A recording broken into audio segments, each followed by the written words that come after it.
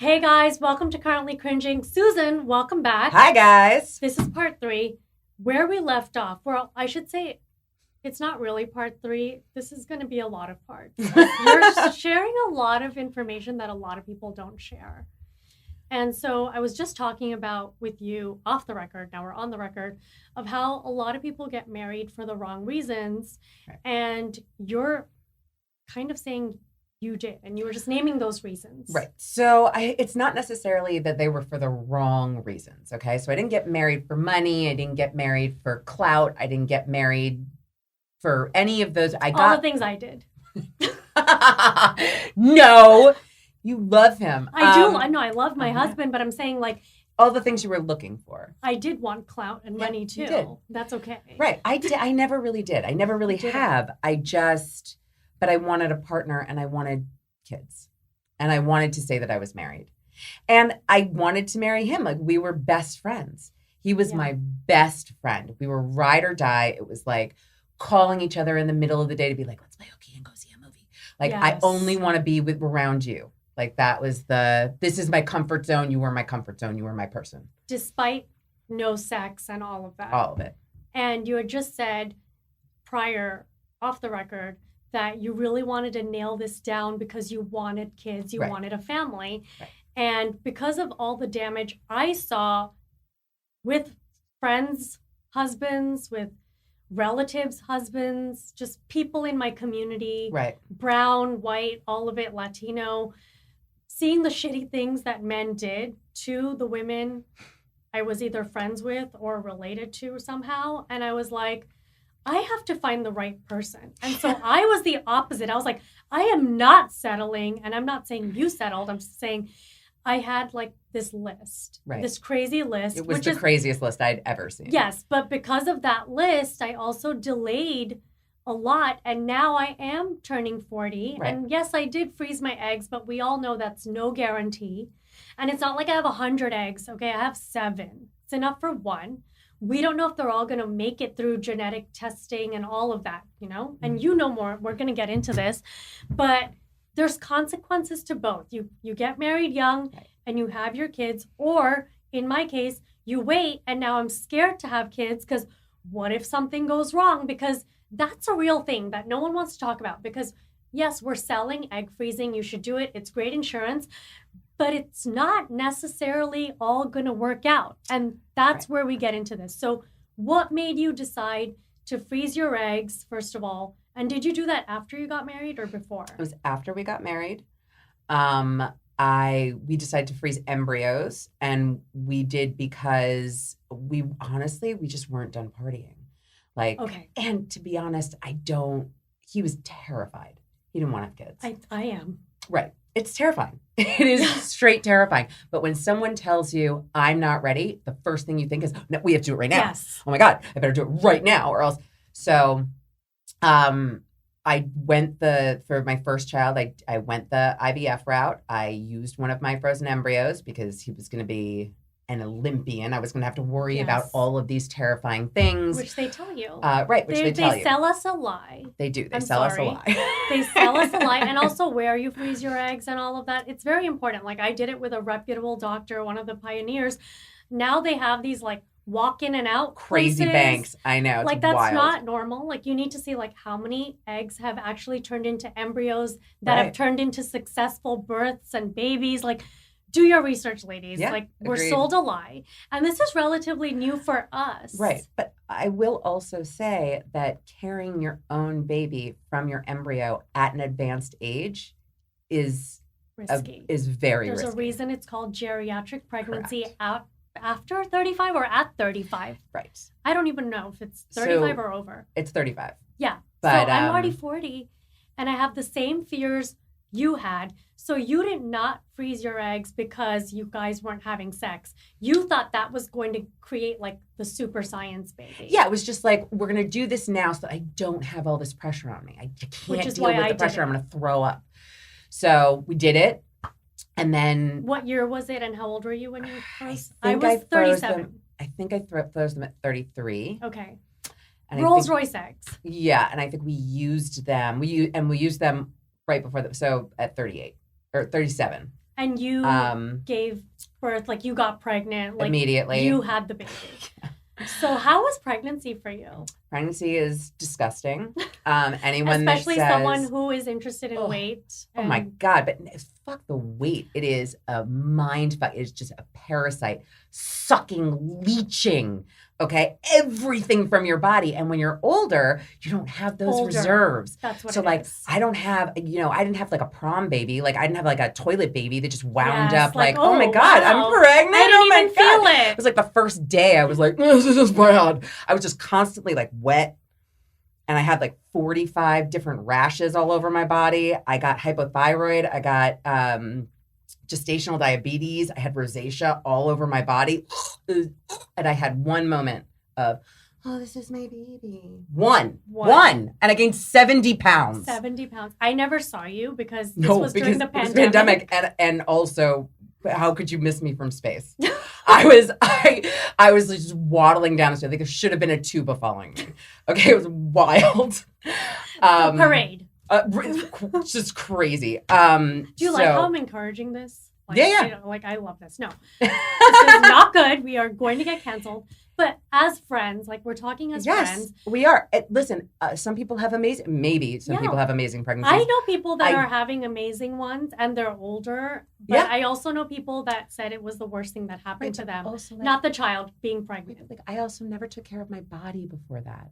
Do you know what I mean? Like if I had been in this like, I don't know, like AGs, like drinking every morning, diet. Like fucking like, yeah, exactly. It wasn't like, drinking and doing drugs every night, then maybe it would have been a little different. And I wouldn't have been so depleted. But I know people that are doing that and are fine as well. So I think it's just like you either have a good pregnancy or you don't. Right. I mean, during my pregnancy, I was very strict with pretty much everything, especially because I had all of these issues. So I really couldn't fuck around too much. Did you have nausea? I had a little bit of, not enough, obviously. I gained 70 pounds. Fuck, come on. Yeah. But no, the nausea wasn't terrible.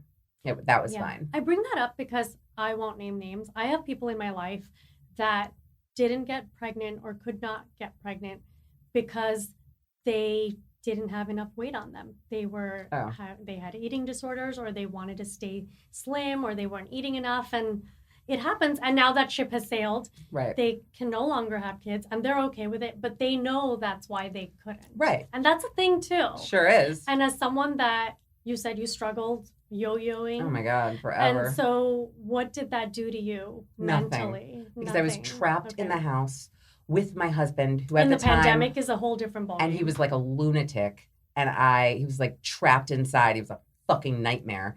I was like, okay, I'm like really pregnant and you're psychotic. And I had like, there were like race wars going on. Okay. People were throwing like Molotov cocktails through my window. And I was like, BLM this movement. is, yeah.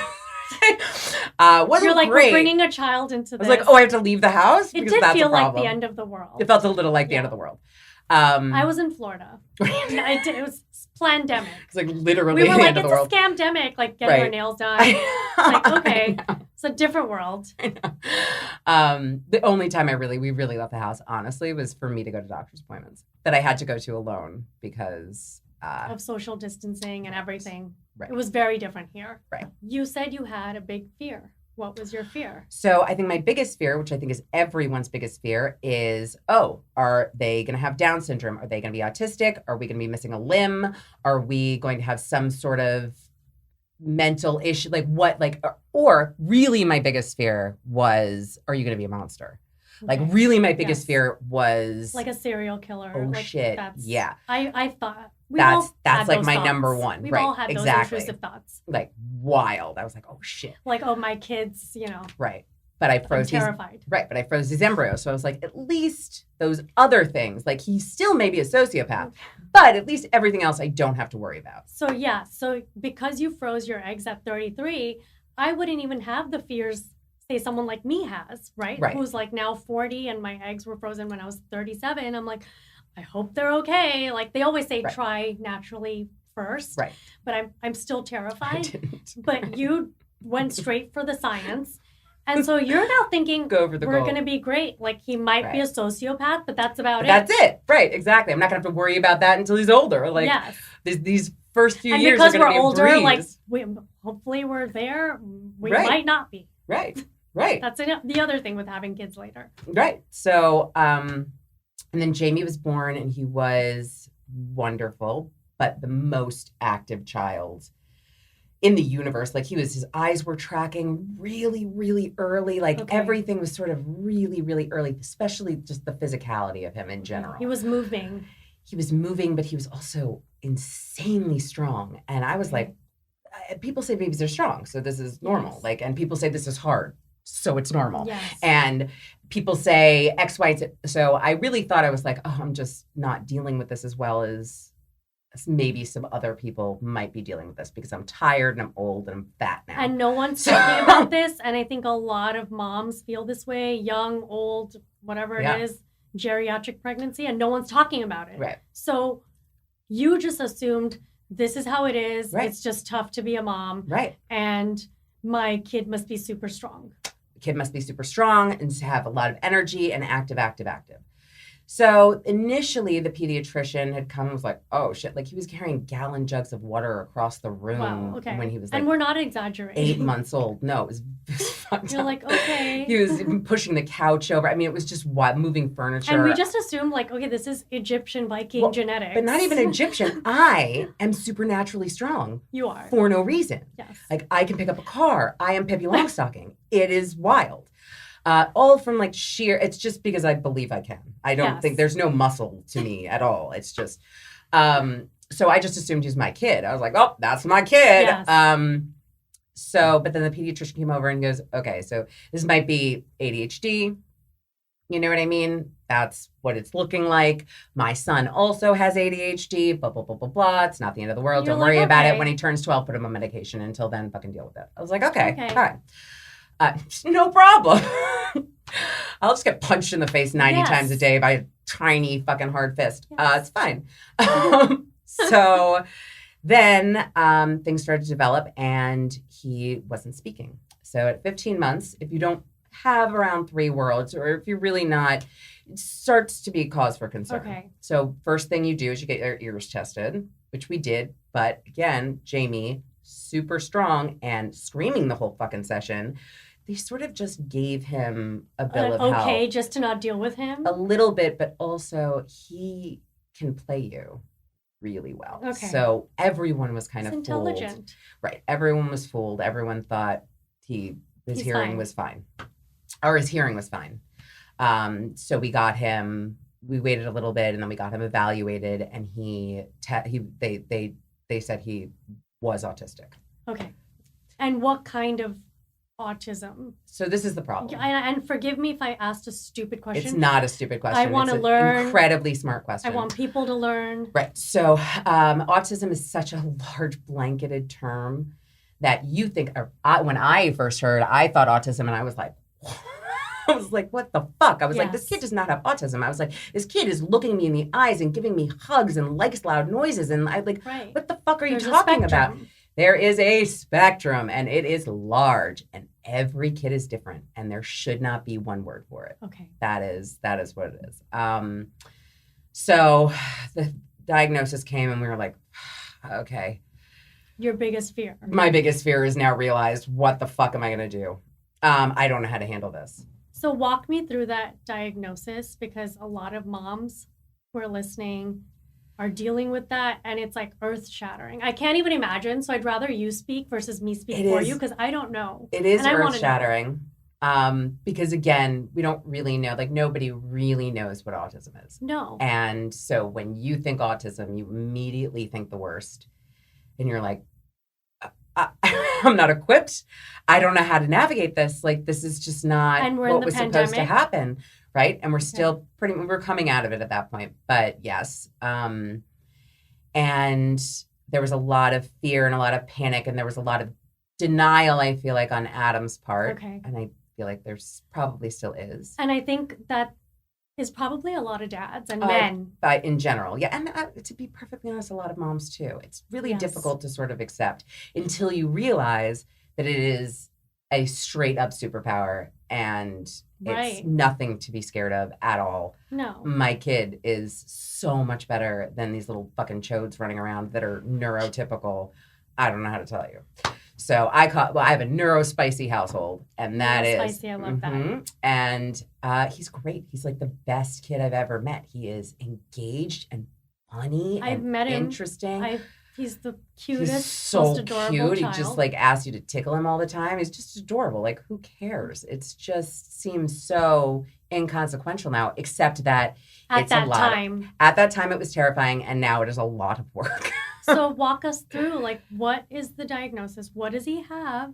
Okay, so we know is even this, because like a lot of people like me, we're ignorant because no one talks about this yet. So many children are autistic on different levels of the spectrum. We don't know anything. Well, the truth is that if I now looking back, if I have to think about, I think I'm a little autistic. I think Adam is a little autistic. Now we all I think we all are. Right, we're all. You read the description, you're like, that's all of us. Well, if you really dive into it, you're like, oh yeah, like that makes a lot of sense now. Like, just reflecting on my life, it would have been really nice to know then that there was actually something else going on, and that this isn't just So, but there were things like difficulty paying. A lot of autism characteristics and ADHD characteristics are almost identical until a certain age.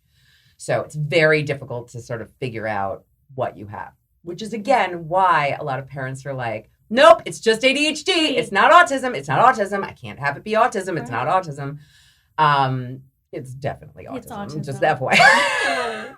100%. Yeah, I think there's a lot of, most of it is there's no emotional regulation. Okay. So they can't emotionally regulate. You have to be taught to emotionally regulate. Generally, your body just does it for you. You know what I mean? Like, so being very calm, even when things are not calm, which is why I went on Prozac. Yes. Because, again, after like the 16th time that this kid punched me in the face and like gave me a bloody nose, I was like, I want to throw you out the fucking window. And that's real. And I can't do that because now is the time that I'm supposed to be teaching you emotional regulation so that you can start retaining information and learn and speak and be able to navigate this life without me. Yes. So and I'll bring up our friend who would be okay with me bringing it up, Marie Kuzo, which is another coworker and friend. And I remember when she was on maternity leave, and no one talks about this. Like, we've had people, obviously we work with many women who've gone on maternity leave, and it's shocking to be at home with this child every day, and sometimes they don't stop crying. And I remember she said the same thing. She was like, I just want to throw the kid out the window. And it's okay to have those thoughts and go to another room. But I have those thoughts about everybody. I have those thoughts about fucking everyone I've ever met. I'm like, I want to fucking stab you in the face right now. My mom would say these things to us, when we were growing up. Like, now it's all like, you have to tippy toe. But like boomer parents, like, they treated us like pets. I know. Like, they were like, leave the room. Like, get out. Away from me. But you're like 4. Right. And they're like, can you leave me alone? You're like, I'm 4. But, it's like, no one talks about how isolating being a new mom is. It's like you're alone with this child. For me, it was a little different because it was the pandemic. So I wasn't really alone with the child. I had Adam. You had him there, but a lot of my friends learned that their husbands were useless and got divorced. Correct. So. Well, that's also another that's also another thing. And I've said it before this catastrophic sort of thing happened in my life where I was like, I'm okay with just kids. Like, if Adam's not here, he's not here. That's okay with me.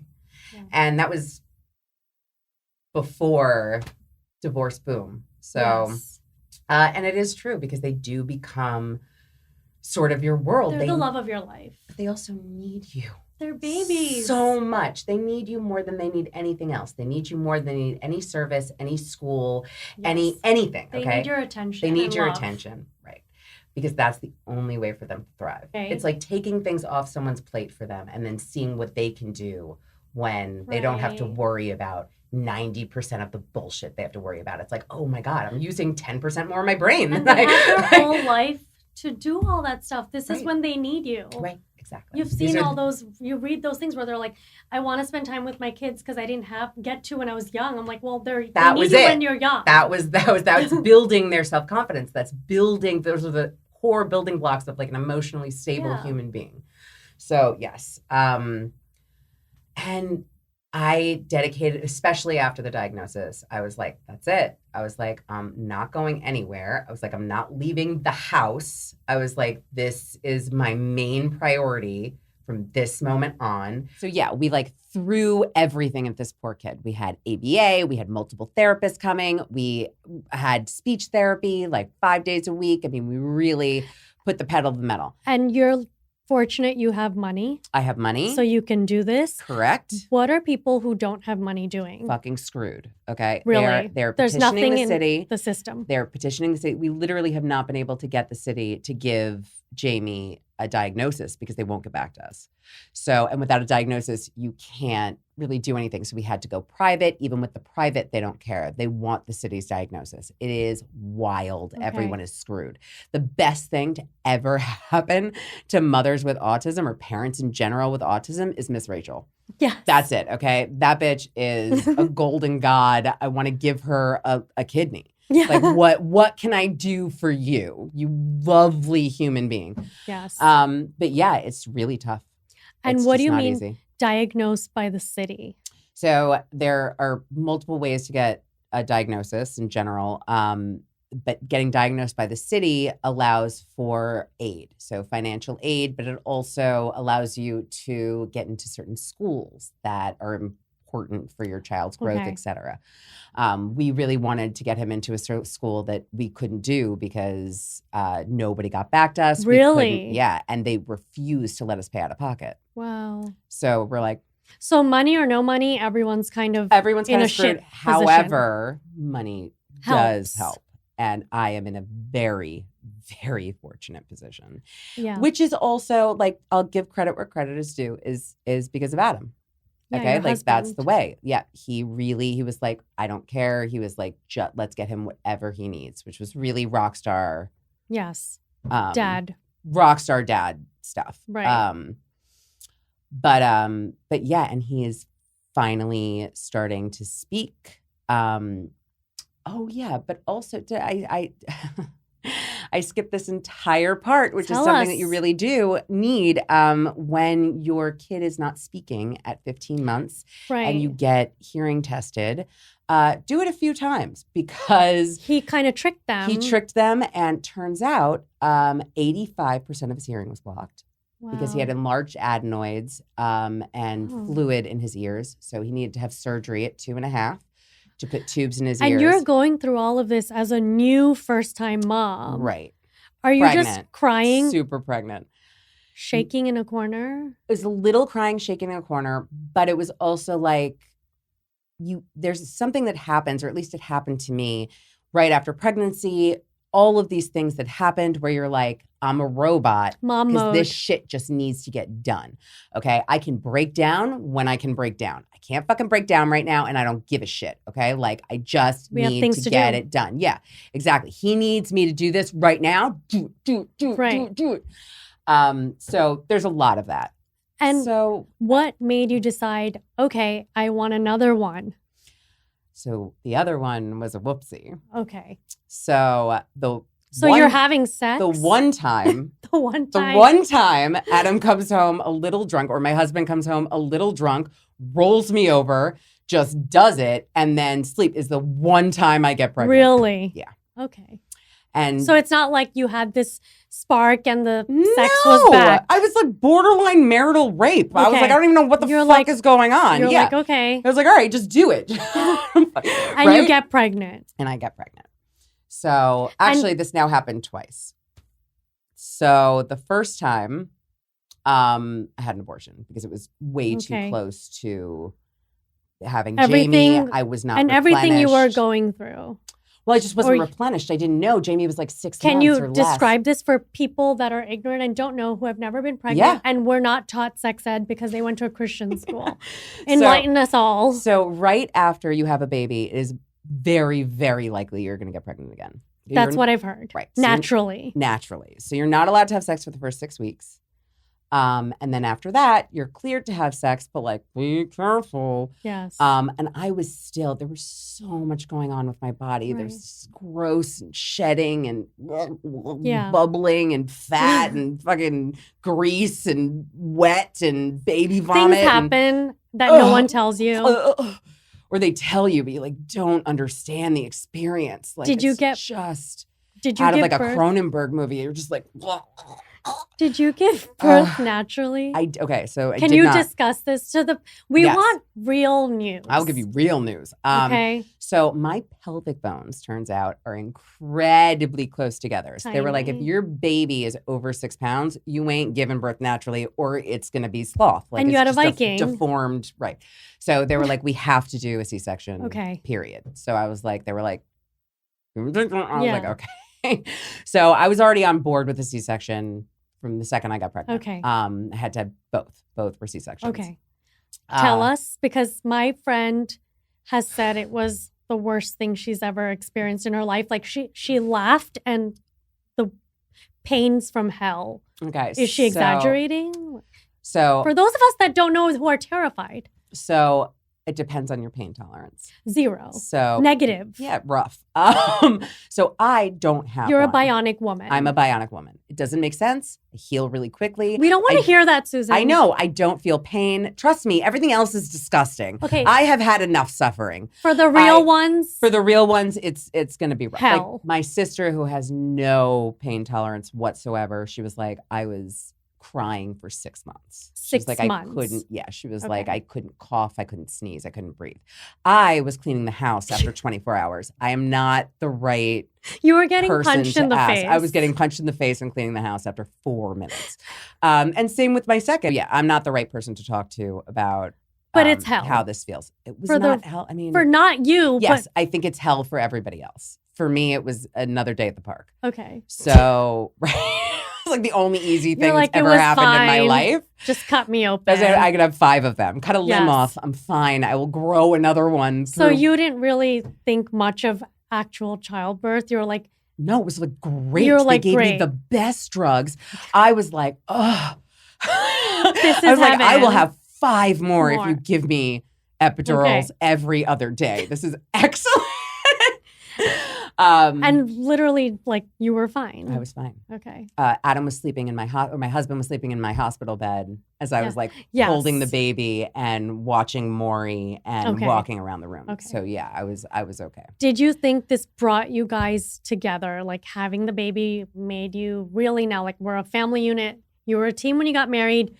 No sex, but now we're a family now. Yes, it was a family now, but there were still little things that it was like, what are you doing? Like, I think that's every man, and everyone who gives birth realizes, okay, maybe you're not it. Right, maybe you're not at some point. But mine was more like, I had this kid that wouldn't stop moving, and he'd be like, well, I need to go see a wrestling show this weekend. And it was like 4th of July weekend. And he's like, bye, bitch. I don't know what to do. And I'm scared and I'm alone. Right. And you're only thinking about you. And like, I don't know how to navigate the situation. I think that's a lot of men, and no one talks about it. And I don't think that's unique to like the good dads or the bad dads. I think that's all men across the board. I got to tell you, I know some pretty shitty guys and some pretty bad dads, and none of them would be like, peace out for 4 fucking days.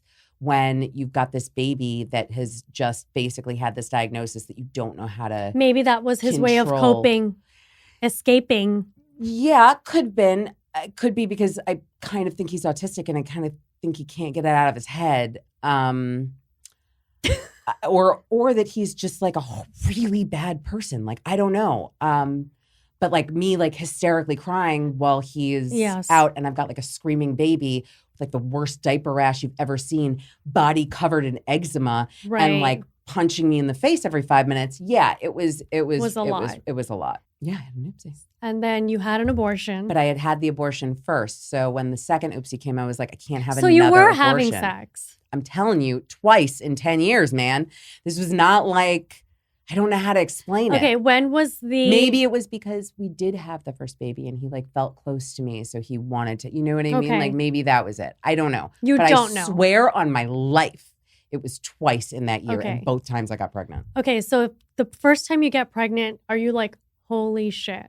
How did you know? Yeah, I'm like, I'm an Walk idiot. us through this. I want like, to know. I'm an idiot and I'm getting fatter and I don't know why. And everything hurts and everything is greasy. And I just feel like I haven't got my period. Like something's This feels like how I felt before. Right. This is familiar. Yes. So we'll call it greasy. I feel greasy it's and true. gross. You just feel greasy all the time. So gross and expanding.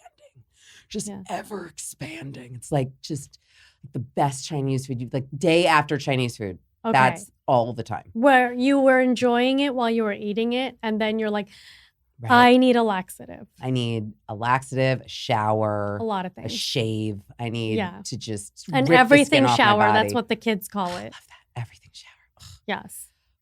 My nose wax. So exactly, nose wax, all of it. So you have an abortion. How does that even work? Because I've never done that. It was early on, so it was just pop a couple pills. It was not comfortable, but it was fine. Okay. It was very early, so we caught it very early. And then you do it again. And then I do it again. Yeah.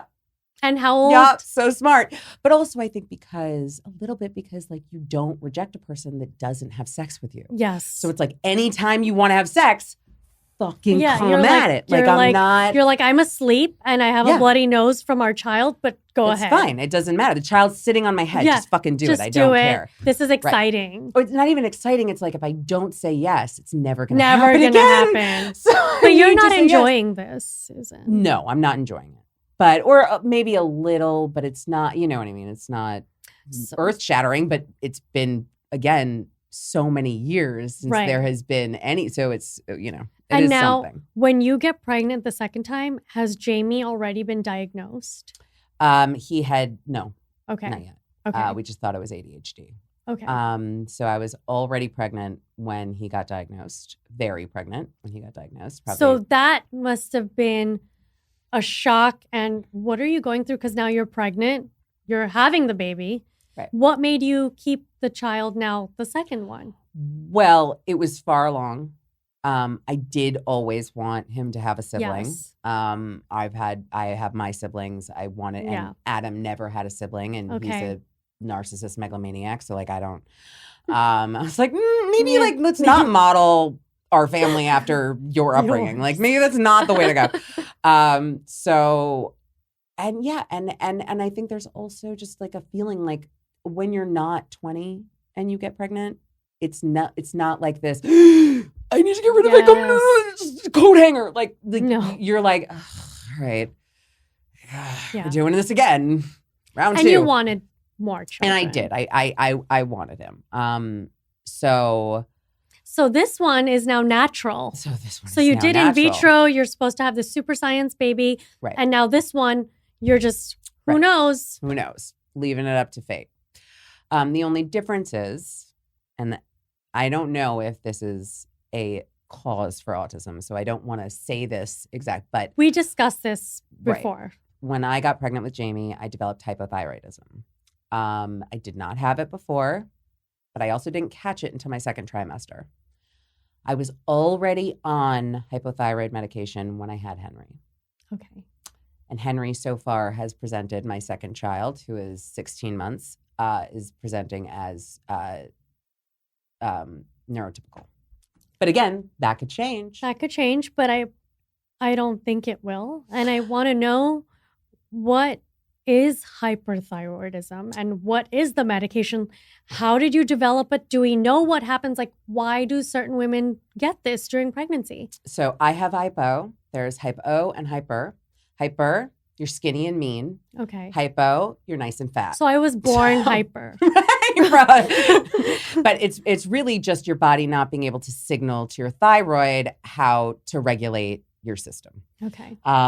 So there's an easy medication for it. It's Synthroid. It does regulate it. You have to be careful with the dosage. Like when I got pregnant with Henry, I had to like double my dosage. But I did, and he is not presenting the way Jamie presented. Okay. So I'm not saying that it was an issue with my thyroid that caused autism. No one really knows what causes autism. But suspicious. And did you have the thyroid issues ever in your life? No, this all happened with pregnancy. Right. Because when you're old and you get pregnant, shit happens. Yes, exactly. Right. And we talked about this. You told me if you ever have kids, go natural first. Right. Do you think something with egg freezing or in vitro had? I don't. No. The reason that I told you that is because I was injecting myself with like vaginal goo and steroid and like just it was so there's just never been anything so gross ever. And I was so big. It was just like immediate. It was like they fertilized me and I was like it was like Puff State Marshmallow Man. And it was just gross. Like it was just So it had nothing to do with that. No. Okay. And also because there are women that are young that are like, this is a magical moment. I was like, this is so disgusting. I have no idea what the fuck anyone's talking about. I felt no real connection. I was like, I'm just sick and fat and greasy and gross. And that's all I am. And I just itch everywhere and I can't scratch anything because I can't reach anything. I can't go to the fucking bathroom. I can't wipe my ass. What the fuck? Yes. Like, just wasn't what I thought pregnancy was going to be like. And everyone's experience is different, right? Everyone's experience is different. We don't know. And now you're pregnant with Henry. Right. And Jamie gets diagnosed. Right. What's going on that day? So many people have been through this, so they want to know they're not alone. Yeah, it's just pure panic. And the truth is like, let's be honest about this whole situation. The kids are not Adam's problem. No. Like, he loves those kids. Like, that, I mean, he is very self-involved, so he wants to do what he wants to do when he wants to do it, which is not exactly the best dad role. It's a really good uncle. Yeah. You're a great uncle. You're the best uncle that ever existed. I think that's a lot of dads, and no one wants to admit it. Yeah, I think maybe. I mean, I don't know. I know some pretty shitty husbands and some pretty shitty dads, and they're more involved. Okay. So, I'm trying to help. I know, trying to help poor Adam. I'm like, he loves them. He didn't want kids. There are some mental health issues in general, family mental health issues, and some mental health issues for himself that I think have just reared their ugly head. So there's a lot of putting locks on doors because your little autistic ones can get out of anything. Okay. And will. There's a lot of crying, screaming, for what seems like no reason, but the truth is that these children mostly cannot communicate. Yes. And that's really frustrating. So that makes a lot of sense. Yeah. There's a lot of vestibular and proprioceptive needs. So that is basically because your body also doesn't know how to regulate itself.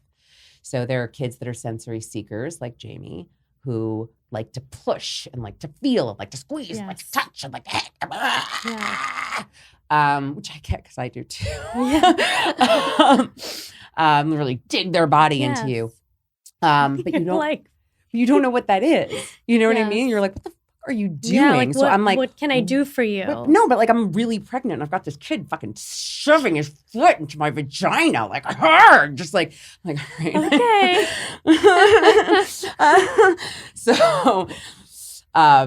And you have help. And I have help. And you need help. And I need a lot help. of moms, like, you don't have to do it all by yourself. It's not like an award if you can't afford help. That's a different issue. But family, friends, it takes a village. Not even family and friends. I mean, yes, it does. It 100% takes a village. But also my philosophy from the beginning has been the more people that love my child, the better. The better. The more people that my child loves, the better. And you're happier. You're a better mom. Yeah, you with are. Help. You are. You need it. I mean, it's just. It's a lot. Yeah, it's rocking. For anybody. Rocks you. Yeah. And it's okay, but I think a lot of mother worries are they going to love them more than they love me? Right. What role do I then play if this person is taking care of my child? I can promise you is the same role. Yes. And they just have more support, which is really important. Right. So if mommy isn't there, there's somebody else Yes. they can run to and cry to and hold and be held by. And it's good. Yes. I mean, I feel like it's good. I do know mothers that have been panicked about leaving their child or with getting anyone help other than family. Yes. Right. It's not the way my brain works. Also, again, I'm really tired. Yeah, and that's okay. So, but I always have been. I mean, I'm just a tired person. So am I. My mom's like, your 4 p.m. is as good as it gets. Right. I'm like, yep. There you go. I know. It's like too early or too late. Right. Like there's no in between. Right. You know, and once lunch happens, it's like, yeah, we're done. I'm done. The second I eat, I just need to sleep. Exactly. That's it. It's just over. Like, and I'm just so sensitive, as you know. Like, I walk outside and I'm like, I could have a rash or a migraine or something hurts, like anything, or diarrhea, like anything. It's like option. Pick your multiple choice. I know. I remember your Excedrin phase. It stopped working. That's how much I took it. I know. And then your garlic phase because it stopped working. And they were like, stop eating garlic. This is a fashion company. Like, go home and rinse your mouth. Like, floss. Like, come back. Like, fix it. Mary Ellen was like, stop doing that. Mary Ellen was at one of our bosses and she was like, can you not talk after eating 5 cloves of garlic? Because I was trying to do all sorts of things to heal myself. And then one day I went to that place where they were doing gua sha before gua sha was a thing. Yeah. And she rubbed my face black and blue to drain my sinuses. And I came back to work black and blue. And they were like, are you okay? Like, you can't come in here like this. But you would do Fraxel and come back to work. I would do all sorts of things. But you know what? I was trying to find something that would heal me. But like, that's where we live. Like, we live for drinking the Kool-Aid. Like, yes. I will drink the fucking Kool-Aid. I will do it all. And I will do it first. And then what I found out would heal me is not eating. Right. And by that, I don't mean an eating disorder. I mean, no dairy, no gluten, no anything. And because then all your microbiome is all fucked up because you destroyed yourself for so many years. Because I was drinking also, I was drinking Monday to Friday. Oh, yeah. Saturday was my day off. Oh, yeah. Well, I mean, the weekend was our day off. It was just Monday to Friday. Every day after work. Yeah. And someone like me with my brown genetics, we are not built for drinking. And, you know, I was shitting my brain. Is anyone really built for drinking? You are. No, I'm not. I'm the sloppiest. You're European. But I'm sloppy. It's not like, oh, I can just handle my drink. It's like, no, I can't do it anymore. Yeah, so and I was eating like kebabs for breakfast. Like, it was like just living my like carnivorous life after being like subjected to like Hindu vegetarian most of my life. But I digress. So you now have your second child, Henry. Yes, I now have my second child, Henry. What made you choose the names Jamie and Henry? So, I mean, this is fucked up because for Jamie, I picked the name Jamie. Adam now is like adamant that he did not. Okay. And I did it because I loved the song Sweet Baby James. Okay. And I wanted that to be his song. I have a cousin named Jimmy. Okay. And I was like, how can we make this a little different? And I was like, and it's cool. I was like, you can be as like, I don't know. It's a fun name. It is a fun name. It's a fun name, fun person, fun vibe, happy. Yeah, who are you? Yeah. Who are Jamie. you? You are who you are. Yeah. Yeah, I didn't like set him up for like a failure name. Like no. Right. Simon. Or, you know? Or like a rock star name so that he has to live up to it. Like it's just like a normal, right. So, but his name is actually Adam James. I know. Anyway. And then Henry, we went through a lot. I really wanted Lucas. Okay. But I gave Adam like 4 names to choose from and he chose Henry. So. I like Henry. I like Lucas too, but I like Henry. I think it's a strong name. I think Henry matches him. Sort of. I think he more matches like the soul of like a sassy 40-year-old Black woman. Like 100%. He's feisty. He is a diva. I met him recently and he knows what he wants. Yes, he does. Which was something like Jamie was like, whatever, man. It's like, give me whatever. Yes. It's fine. Like, this one is like, fuck you. This one's like, don't touch me. Or touch me when I want. He's a cat. Yes. He's feline. That's what I was going to say because Jamie, I feel like he'll Jamie's like love you and hug you. Yeah. It's a golden retriever energy. Right. And Henry might be black cat. Yep. That's right. He knows what he wants. 100%. Mm-hmm. But how are you juggling the two? And now as a mom with 2 children and one is autistic? Are we saying it? Is that appropriate to say? I say, since he's not diagnosed by the city, I don't know. I say neurodivergent because when I tell people he's autistic, they immediately are like, he's not autistic, Susan. Okay. And I'm like, he is. Okay, you don't get it. Yeah. Right. And I understand why you don't get it because I didn't get it either. I had to watch, literally I was like, what do I do? Do I take a class? Do I read a textbook? How do I get as much information about this as possible? And really the only thing you can do is watch videos of other autistic kids and be like, oh, there, he does that. Okay. And then, he does that. We're still trying to figure it all out. No idea what's going on. In the medical world. So it's just 4 a.m. scrolling through Instagram over 9,000 autistic kid accounts. Yeah, it's just, it is. So, now for moms listening who are in your position where they have one child who is neurodivergent and one who is not presenting at the current moment. Yeah. So it's neurotypical. How are you balancing that? Well, this is the thing. So Henry thinks that Jamie's insane. Okay. Jamie, every time Henry used to stand up, Jamie would kick him. Which is also just a sibling he's thing. He's one. Right. He's just a boy sibling thing. But I know. I was me and my sister did that. But Henry's not having it. Okay. He's real pissed about it. So now he just tries to fucking lunge and bite him all So the now time. they're fighting back and forth. Looks at him like he's a psychopath. Yeah, but Jamie's maybe we could have fun. Yes. He's starting to come around, but Henry not having it. But how do you juggle it? You because you don't want to give one more attention than the other. It's like any other. You do give him one more because squeaky wheel gets the grease, oil. And you just have to give the second child the as much attention outside of that. So anytime you're alone, anytime bring them to do fun or things have alone time, right. But that's about it. Okay. I mean, it is what it is. He's going to have a chip on his shoulder. Ooh, man. But he's going to make it into something, I can tell. Yeah, absolutely. No, I mean, and he's going to be a good brother. He's going to use that. I don't know about that. He's going to use that anger and that pain somewhere, something. And now where does Jamie go to school? Not the exact location, but how did you find a school for him? And what kind of a school is this for kids that are so young? So there really aren't any. Okay. That's so disappointing to hear. It is disappointing. But really school up to this point is kind of just glorified daycare. Yeah. That's the truth. They're all doing the same thing. They're not even, and they're just starting to have real play. Before this, it was just parallel play. They didn't even acknowledge each other. Just sitting in a room doing their own shit. So really what we did was we just sent him somewhere that was close that allowed ABA. Okay. So ABA goes with him every day. He does a half day, 3 hours, because that kid hasn't napped in a year. So he's full of energy. He's so tired. Maybe you should be in a sport. Yeah, he should be in a sport, but I'm terrified to put him there because he will murder people. Okay. Okay. Little kids, watch out.